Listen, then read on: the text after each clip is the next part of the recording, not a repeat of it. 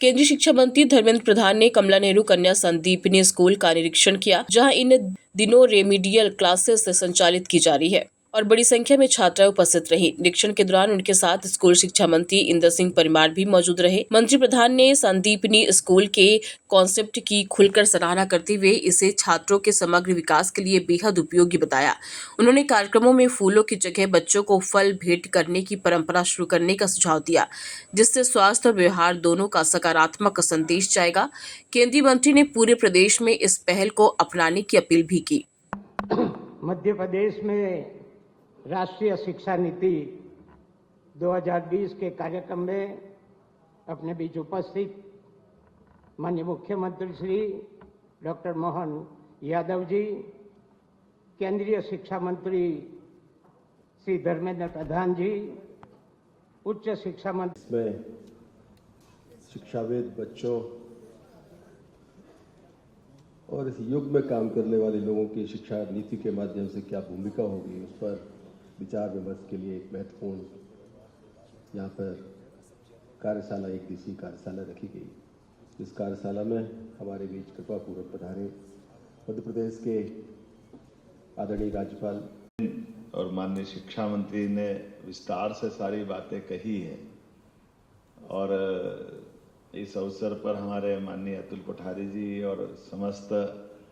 हमारे माननीय आगंतुक अतिथिगण जो आज कार्यशाला में अपना अपना मार्गदर्शन देंगे, मुझे भी इस बात की प्रसन्नता भी है और ये हमारी सनातन काल की शिक्षा के माध्यम से दुनिया में भारत की पहचान, जब हम अपने वसुदेव कुटुंबकम के उस भाव की तरफ देखते हैं तो अतीत के उस गौरवशाली पृष्ठ में भारत दुनिया में कुलगुरु के नाते से जाना जाता है। और कुलगुरु की जब हम बात कहेंगे तो कुलगुरु का तात्पर्य हम अपने नियंता नहीं, अधिष्ठाता नहीं, हमारे जीवन की अच्छाइयों के साथ जोड़ करके जीवन में अंधेरे से प्रकाश की ओर ले जाने वाले मार्ग के माध्यम से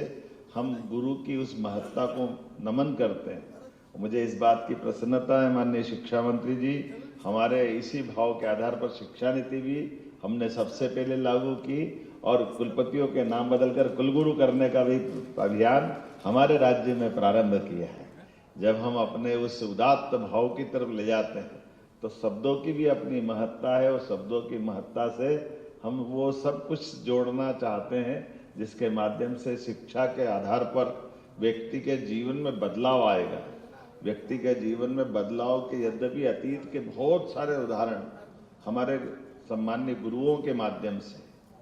हर काल में, हर युग में, हर समय जब कभी किसी ने कोई बड़ा परिवर्तन किया है तो उस बड़े परिवर्तन के बदलाव में उसकी शिक्षा, उसके गुरुओं की बड़ी भूमिका है। भगवान राम के जीवन काल में भी हम अगर देखें तो भगवान राम और लक्ष्मण अपने राजमहल में हैं,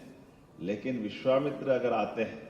और विश्वामित्र महाराज दशरथ से अपनी कठिनाइयों में सेना नहीं मांगते,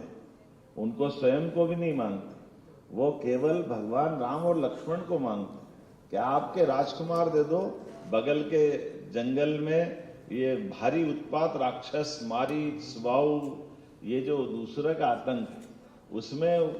केवल राम और लक्ष्मण। और ऐसे में भी जब महाराज दशरथ कहते कि मैं राम लक्ष्मण को दूं, मुझे बड़े कठिन भाव से देने की हाँ करूंगा तो मैं सेना दे देता हूँ, रथ दे देता हूँ, सारथी दे देता हूँ। उन्होंने कहा कुछ नहीं चाहिए, केवल आपके 2 बालक दे दो। और 2 बालक को जंगल के यथार्थ से परिचय कराते हुए हम अगर इसका विश्लेषण करें, यद्यपि ये धर्म के आधार पर हमारे सभी धर्माचार्य इसको अपने अच्छे ढंग से बात करेंगे, लेकिन कभी कल्पना करें कि विश्वामित्र जी भगवान राम और लक्ष्मण को अगर महल से मांग करके नहीं ले जाते तो हो सकता है रामायण के लिए और बाकी सारी बातों के लिए, लेकिन भगवान राम और लक्ष्मण ने जब अपने महल से कदम बाहर बढ़ाए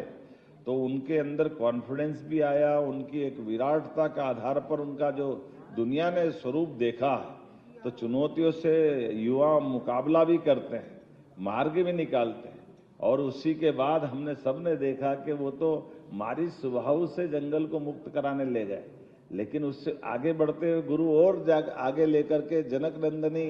स्वयंवर जहां हो रहा था वहां तक ले गए। और माता सीता के स्वयंवर की घटना हम सब जानते हैं कि उस दौर में जब दुनिया के सारे महारथी आए हुए थे स्वयंवर में, लेकिन उस स्वयंवर के इतने बड़े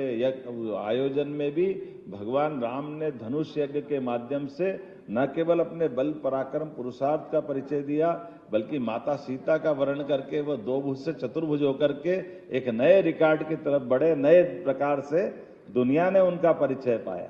और ये जो उनका कॉन्फिडेंस बढ़ा बात के परवर्ती काल में, वनवास काल में, वो सारी चीजों से तो तब तो वो महाशक्ति रावण से मुकाबला और उस प्रकार का जीवन अलग दिखा। और ये उनका नहीं, यही शिक्षा की महत्ता भगवान कृष्ण के काल में भी देखते हैं। जब कंस को मारने के बाद शिक्षा की महत्ता के बलबूते पर आचार्य सांदीपनि के आश्रम में आते हैं तो 64 कला 14 विद्या सभी वेद पुराण, जिस प्रकार से भगवान का विराट रूप हम महाभारत के उस भीषण युद्ध में देखते हैं, उसमें आचार्य सांदीपनि का तो हमको परिचय होता है कि कोई अपने शिष्य को कहां से कहां ले जाते हैं। और ये उस काल में नहीं, ये आपने सही कहा कि IIT IIM वगैरह, तो मैं मान के चलता कि 2000 साल पहले भी जब विक्रमादित्य अपने शासन के सूत्र संभालते हैं तो चुनौती से तो मुकाबला हो गया, शकों को तो परास्त कर दिया, लेकिन शकों के परास्त करने के बाद सुशासन की बात जब करते हैं तो कहां कहां से नवरत्न जुटाए, कश्मीर से